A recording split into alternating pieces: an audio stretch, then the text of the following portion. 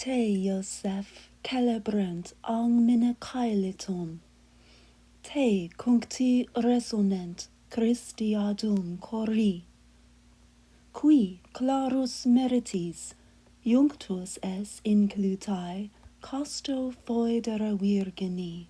This is a 17th century poem that is part of evening prayer on March 19th, the feast of St. Joseph.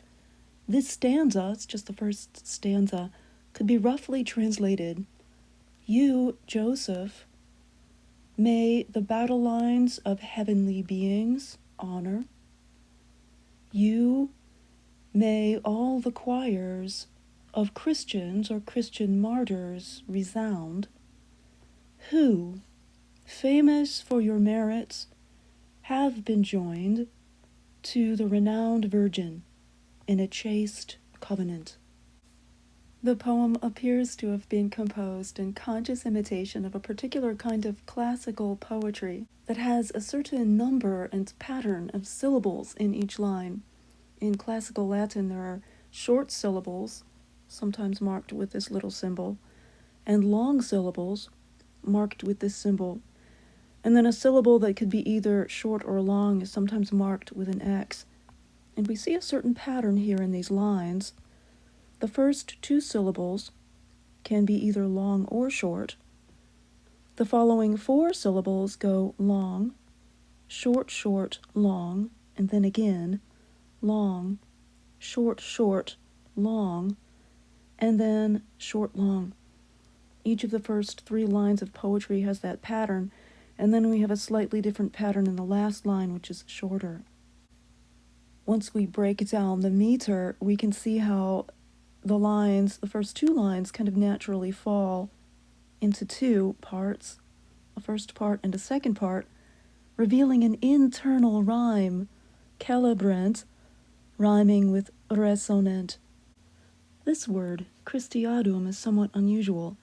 One might expect to see the substantive adjective Christianorum there, meaning choirs of Christians. The word is a medieval Latin invention, which may be meant to allude, kind of distantly and indirectly, to the ancient Greek poem, the Iliad, which tells the story of the great war and fall of Troy, the war between the Trojans and the Greeks. And it carries connotations of Christians who have been involved in a great struggle, and perhaps even been martyred.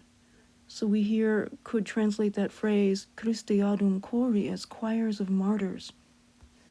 So the stanza as a whole is calling upon heavenly beings and choirs of Christian martyrs to praise Joseph, the husband of Mary and the foster father of Jesus, for his merits and because he was joined to Mary in a chaste covenant, their marriage.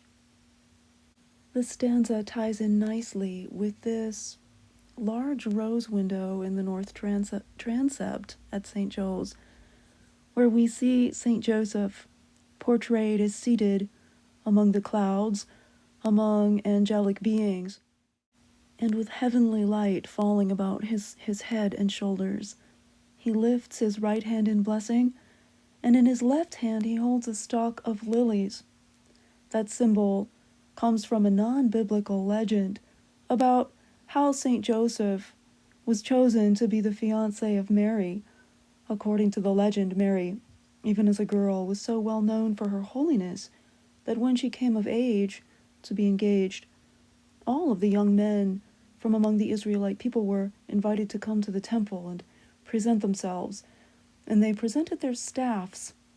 And according to the legend, the earliest form of the legend, a dove emerged from the end of Joseph's staff and then came to hover over or light on his head. In later retellings of that story, the dove became lily blossoms that bloomed at the end of Joseph's staff, and so the lily flower has become an enduring symbol of St. Joseph. And at the very bottom of the window we have the motto, Ite ad Joseph, go to Joseph, meaning turn to Joseph in prayer, which we certainly do in these days leading up to his feast day.